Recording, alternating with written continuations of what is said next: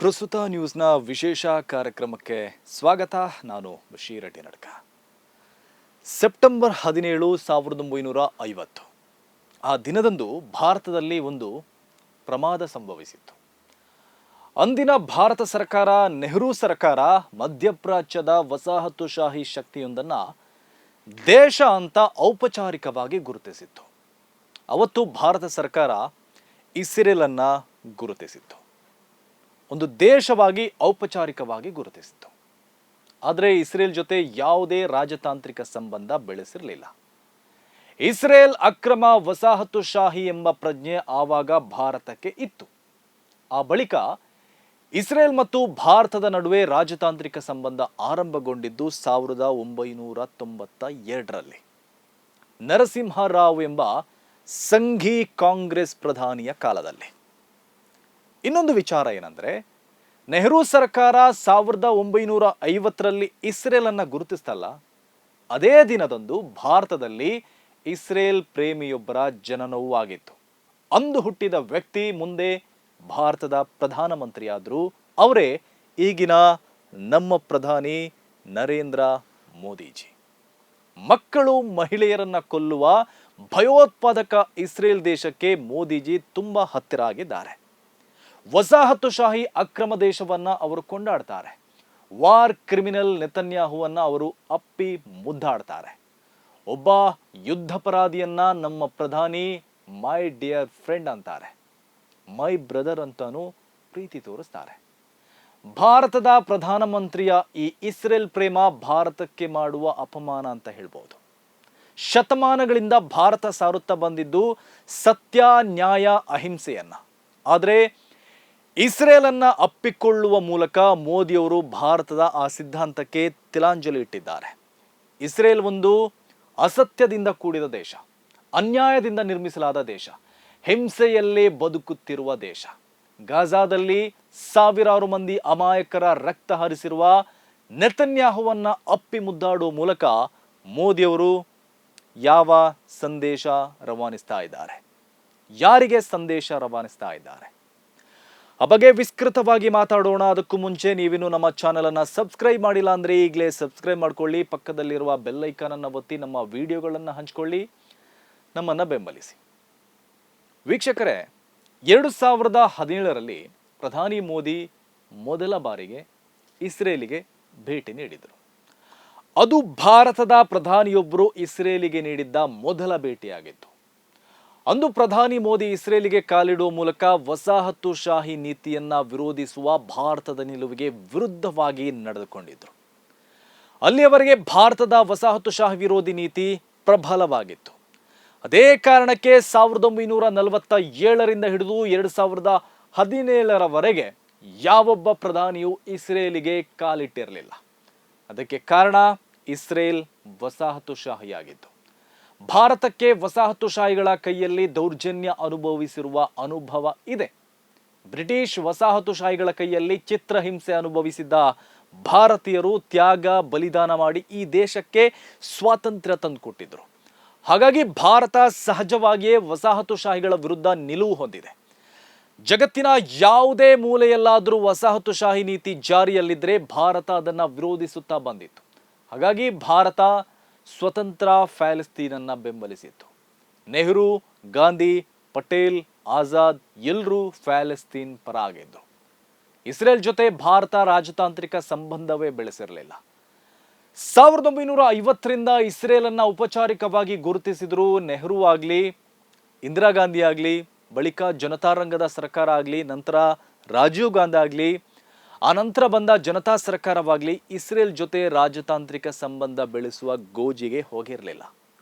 ವಸಾಹತುಶಾಹಿ ಇಸ್ರೇಲ್ ಜೊತೆ ಸಂಬಂಧ ಬೆಳೆಸುವುದು ಭಾರತದ ನಂಬಿಕೆ, ವಿಶ್ವಾಸ, ಸಿದ್ಧಾಂತಕ್ಕೆ ಮಾಡಿಕೊಳ್ಳುವ ಹಾನಿ ಎಂಬುದು ಅವರ ನಿಲುವಾಗಿತ್ತು.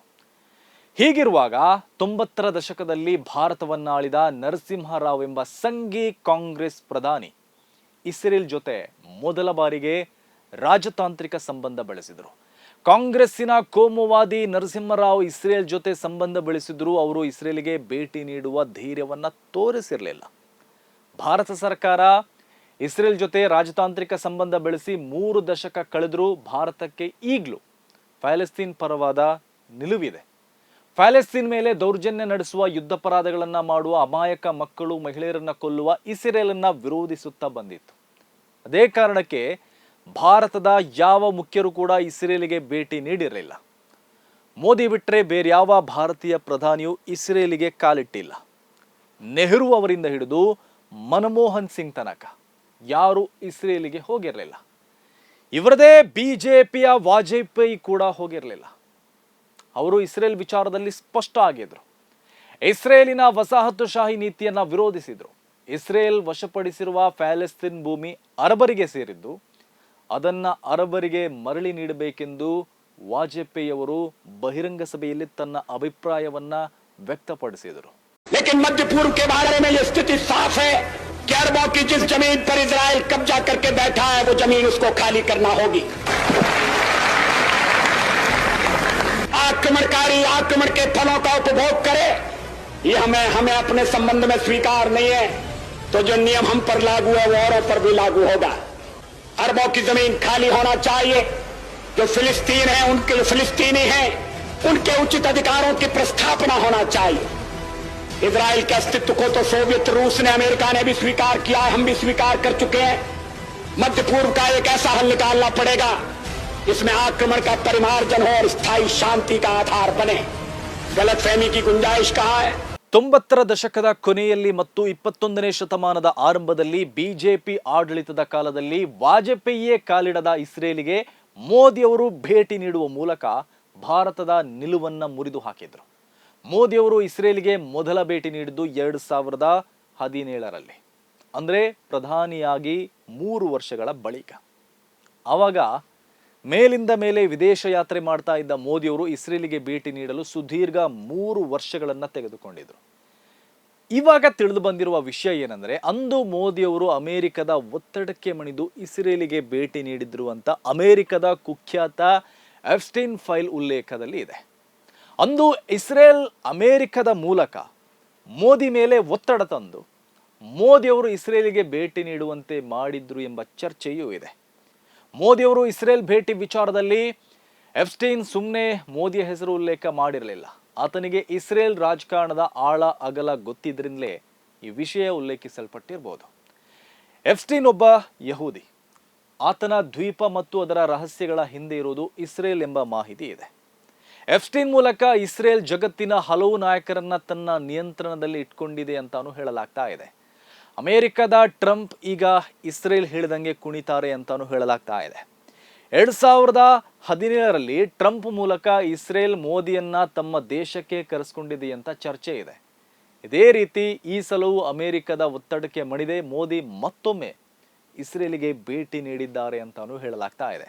ಮತ್ತದೇ ಎಫ್ಸ್ಟೈನ್ ಫೈಲ್ ಭಯದಲ್ಲಿ ಮೋದಿಯವರು ಇಸ್ರೇಲಿಗೆ ಹೋದರು ಅಂತ ದೂರುವವರು ಇದ್ದಾರೆ. ಅವೆಲ್ಲವೂ ಸುಳ್ಳು ಅಂತ ಹೇಳೋಕ್ಕೂ ಕೂಡ ಆಗೋದಿಲ್ಲ. ಇತ್ತೀಚಿನ ದಿನಗಳಲ್ಲಿ ಪಶ್ಚಿಮದ ಶಕ್ತಿಗಳ ಮುಂದೆ ಮೋದಿಯವರು ಮಂಡಿಯೂರುತ್ತಿರೋದನ್ನ ನೋಡಿದ್ರೆ ಇದು ಕೂಡ ನಿಜ ಇರಬಹುದು ಅಂತ ಅನಿಸ್ತಾ ಇದೆ. ಮೋದಿಯವರು ತೀವ್ರ ಒತ್ತಡಕ್ಕೆ ಒಳಗಾಗಿ ಇಸ್ರೇಲ್ ಭೇಟಿ ನಡೆದಿದೆ ಎನ್ನುವ ಅನುಮಾನ ಬಲವಾಗ್ತಾ ಇದೆ. ಇರಾನ್ ಮೇಲೆ ಅಮೆರಿಕ ಮತ್ತು ಇಸ್ರೇಲ್ ಯುದ್ಧ ಮಾಡುವ ಸಾಧ್ಯತೆ ಇರುವ ಈ ಹೊತ್ತಲ್ಲಿ ಭಾರತ ಅಮೆರಿಕ ಮತ್ತು ಇಸ್ರೇಲ್ ಪರ ಅಂತ ಬಿಂಬಿಸುವ ಉದ್ದೇಶದಿಂದಲೂ ಮೋದಿ ಅಲ್ಲಿಗೆ ಹೋಗಿರ್ಬೋದು. ಹಾಗಾದ್ರೆ ಅದು ಭಾರತದ ರಾಜತಾಂತ್ರಿಕದ ಮೂರ್ಖತನ ಅಂತ ಹೇಳ್ಬೋದು. ಮೋದಿಯವರ ಈ ನಡೆಯಿಂದ ಭಾರತದ ಆಪ್ತ ಮಿತ್ರ ಮತ್ತು ಭಾರತಕ್ಕೆ ಹೆಚ್ಚು ಅನುಕೂಲ ಇರುವ ಇರಾನ್ ನಮ್ಮಿಂದ ದೂರ ಆಗುವ ಸಾಧ್ಯತೆ ಇದೆ. ಮೋದಿಯವರು ಇಸ್ರೇಲಿಗೆ ಹೋಗ್ಲಿ ಬರಲಿ ವಿಷಯ ಅದಲ್ಲ. ಅವರು ಇಸ್ರೇಲ್ನಲ್ಲಿ ನಿಂತು ಇಸ್ರೇಲಿಗೆ ಪೂರ್ಣ ಬೆಂಬಲ ಘೋಷಿಸಿದ್ದಾರೆ. ಭಾರತ ಪೂರ್ಣ ಬೆಂಬಲದೊಂದಿಗೆ ಇಸ್ರೇಲ್ ಜೊತೆ ದೃಢವಾಗಿ ನಿಂತಿದೆ ಅಂತ ಹೇಳಿದ್ದಾರೆ. ಭಾರತ ಇಸ್ರೇಲ್ ಜೊತೆ ದೃಢವಾಗಿ ನಿಂತಿದೆ ಎನ್ನುವುದು ಭಾರತ ವಸಾಹತುಶಾಹಿ ಶಕ್ತಿ ಜೊತೆ ನಿಂತಿದೆ ಅಂತ ಘೋಷಿಸಿದಂತಾಗತ್ತೆ. ಹಾಗೆ ಇಸ್ರೇಲ್ ನಡೆಸುವ ಯುದ್ಧಾಪರಾಧಗಳನ್ನ ಬೆಂಬಲಿಸಿದಂತೆ ಆಗತ್ತೆ. ಪ್ಯಾಲೆಸ್ತೀನಿನ ಅಮಾಯಕ ಮಕ್ಕಳು ಮಹಿಳೆಯರನ್ನ ನರಮೇಧ ನಡೆಸಿದ ಇಸ್ರೇಲಿನ ಕ್ರೂರಕ್ಕೆ ಸಹಕಾರ ಕೊಟ್ಟಂತೆಯೂ ಆಗತ್ತೆ. ಹಾಗೆ ಪ್ಯಾಲೆಸ್ತೀನಿಗೂ ನ್ಯಾಯಯುತ ಮತ್ತು ಶಾಶ್ವತ ಪರಿಹಾರ ಬೇಕು ಅಂತಾನೂ ಮೋದಿಯವರು ಹೇಳಿದ್ದಾರೆ. ಇದು ಅವರು ಮಾಡಿರುವ ಸೈಕಲ್ ಬ್ಯಾಲೆನ್ಸ್ ಅಷ್ಟೇ. ದೌರ್ಜನ್ಯಕ್ಕೆ ಒಳಗಾದವರನ್ನ ಮತ್ತು ದೌರ್ಜನ್ಯ ಎಸಗುವವರನ್ನ ಒಟ್ಟಿಗೆ ಬೆಂಬಲಿಸಲು ಸಾಧ್ಯವೇ ಇಲ್ಲ. ಆದರೆ ಮೋದಿಯವರು ಆ ಚಮತ್ಕಾರವನ್ನ ಮಾಡ್ತಾ ಇದ್ದಾರೆ. ಇದು ಇವತ್ತಿನ ಪ್ರಸ್ತುತ ನ್ಯೂಸ್ ವಿಶೇಷ. ಸುದ್ದಿಗಳ ವಸ್ತುನಿಷ್ಠ ವಿಶ್ಲೇಷಣೆಗಾಗಿ ನೋಡ್ತಾ ಇರಿ ಪ್ರಸ್ತುತ ನ್ಯೂಸ್.